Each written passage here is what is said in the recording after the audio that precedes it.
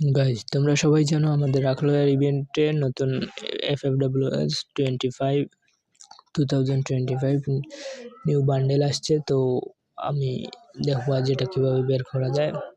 আমাদের অ্যাকাউন্টে তেমন পর্যাপ্ত ডায়মন্ড নেই, আর কিছু টোকেন ছিল আগের। তো দেখা যাক 120 টোকেন হলেই আমরা বান্ডেলটি বের করতে পারবো।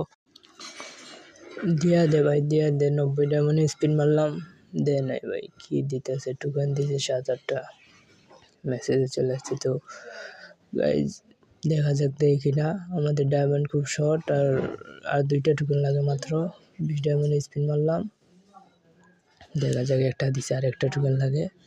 তো দেখা যাক লাস্ট স্পিন, আরে ভাই 5টা দিয়ে দিছে।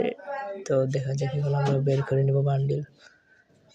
ও ভাই কি জুস বান্ডেল, দেখা যাক গাইজ। অস্থির। অবশেষে গাইজ আমি বের করে নিলাম নিউ FFWS 2025 নিউ বান্ডেল। তো এখন থেকে এটা পার্মানেন্ট ড্রেস আপ হয়ে যাবে আমার। এটা দিয়ে গেম প্লে করবো। আর কার কত ডায়মন্ড লাগছে বলবেন? আমার প্রায় 1000 ডায়মন্ডের মতো লাগছে এটা বের করতে।